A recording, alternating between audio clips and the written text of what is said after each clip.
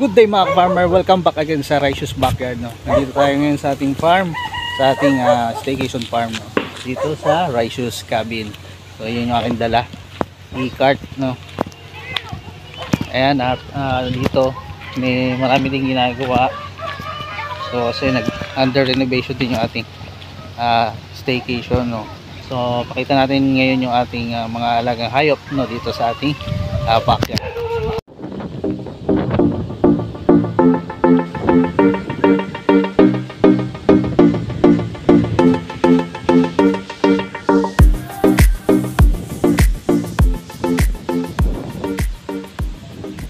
So mga farmer, ito yung ating zola, no? Ito yung makita nyo, malusog yung malusog, no? May dala akong tinapay diyan ng natira na tinapay. Patukayin ko yung mga hayop. So walang makita sila, no, na pag pinatuka dudumugan sila eh. Tara! So ito mga farmer, yung ating mga tinim, no? Kung mapansin nyo, no? Ayan, dati pinapagalaan natin yung ating mga alaga. So ngayon, sinaro muna natin mga isang taon to, no, bago natin buksan ulit, no, para sa kanila. So ating pinalalabo muna yung ating mga tanim na madriagua, magani, yung kalamansi din, at yung malunggay. Ayan. So meron din kanina, ayan, ano, kamyas dito. So maraming pwedeng itanim para alternative, no, para sa pagkain sa ating mga. So ito yung aking katulong, no, dito sa farm. Ito yung aking lovely wife. Ayan. Ay! Busy siya. So gusto niya kasi yung nagtatanim-tanim, ganyan. Yung buhay namin dito, no. So kapag yun, wala kaming trabaho, day off, so nandito kami sa aming backyard, no, sa aming staycation, no. Ayan, yung ating mga alaga. Meron tayong mga pabo, manok, no. So yung pugo natin, no, so parang tingnan natin kung mag-alaga pa tayo kasi yung ating most priority dito kasi, no, yung manok at saka yung pabo. So kailangan magkasya kasi sila eh. So maliit lang yung ating backyard farm, kaya hindi natin masabi kung paano natin pagkakasyahin sila lahat. Pero meron kaming ipapakita din sa inyo na soon pwede rin namin paglagyan din. Tara! Mga farmer, no, kakatuwa, no, yung ating mga pinalalaki ng dati. So ito yung mga resulta ngayon, no. Ayan, malalaki na sila. So soon to be magkakaroon na tayo ng mga bagong breeder. Ano ba ito?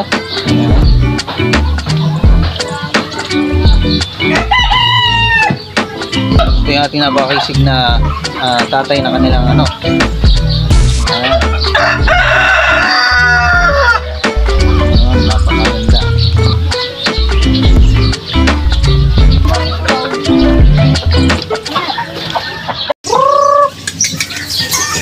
Ito mga farmer, no, ang ating mga alaga. Ayan.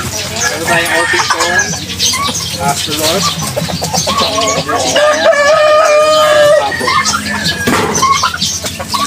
Ito yung ating pagkakasyahin, no, dito sa ating farm. So ayan, hindi pa tayo tapos. So mga pansamantala pa lang natin mga ginagawang tulungan.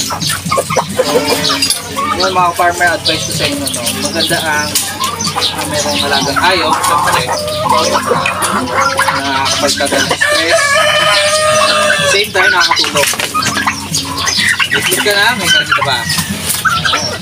Tapos maganda rin siya naman source of income kasi unlimited. Masipag ka lang mag-tanim. Ano ba yung dapat natin itanim? Magtanim ka ng mga kinakain nila. Hindi lang yun, no, na kumbaga ang mga kinakain natin is kasama na dito sa mga ginagawa natin dito sa ating farm. Pwede nyo naman yung separate, no, para focus natin yung para sa atin. Kasi meron kami mga kami dito, yung tanim na aratilis, ito, yung aratilis na. Kaya yung camera na namin, yan. So pakita mo yung aratilis na.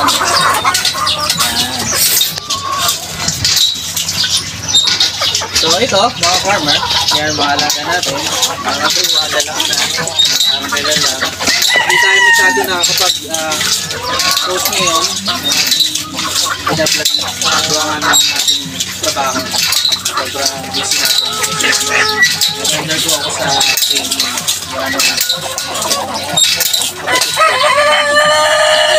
So yan na, yung kapatid ko kasi is nagkaroon siya ng Christmas. Therapeutic massage settings. Kasi tawagin no, mas kilala siya sa master ka. Ayan.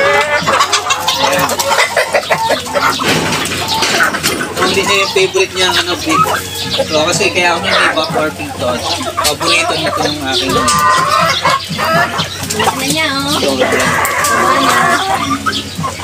Ganda, lobo ng plate. yung booster, yung to be. So dati may alaga na ako yung back Orpington. Ano ito? Ayan, babalik lang ulit natin.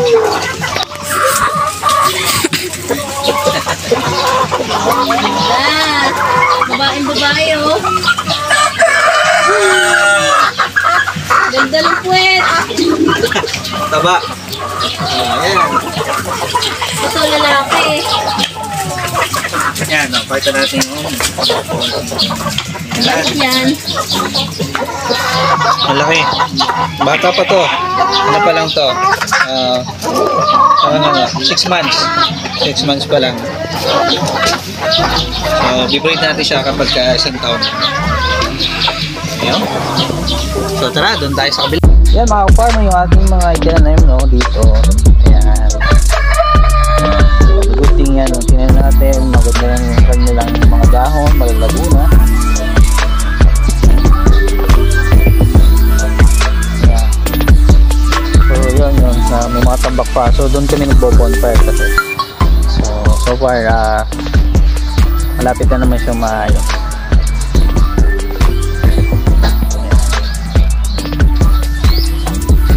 So, gawa din kami ng balag kasi si Mrs. naglagay siya ng mga tanim ng ano ba to? Pipino yata ito o ano, sitaw.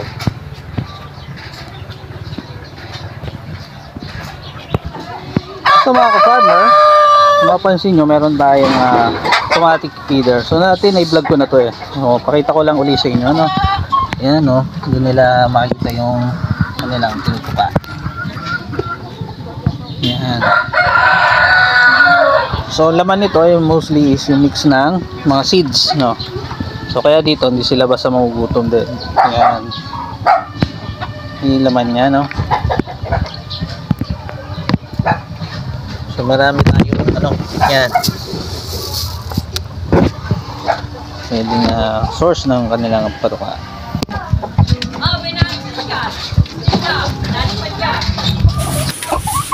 Ito mga ka-farmer, yung ating black Jersey Giant natin na inahin, no? Laki-laki din yan. So ang black Jersey Giant, no? Yan, the good thing sa kanila, no? Giant talaga sila, no?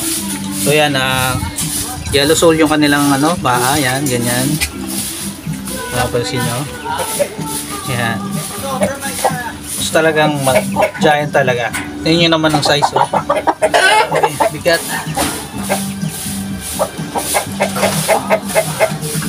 Kaya iba, no? Magka-meron kang alaga dati. So mostly yung aming Jersey Giant, pang-karne talaga, no? Kasi hindi sila kagaya ng Astrolorp na kung mangitlog is napakadami talaga. Kasi 300 egg per year. So ang Jersey Giant is ano, 150 egg per year lang, no? Pero yung meat quality nila talagang ano, masasabi niyo talagang malaki talaga. Pero it doesn't mean naman na yung ating Astrolorp hindi maganda yung meat. Ang the good thing naman sa Astrolorp is dual purpose breed. Malalaki rin sila. No, kung i-compare mo naman sa ibang breed, no, gaya ng ating yung mga native, no, talagang maliit lang sila.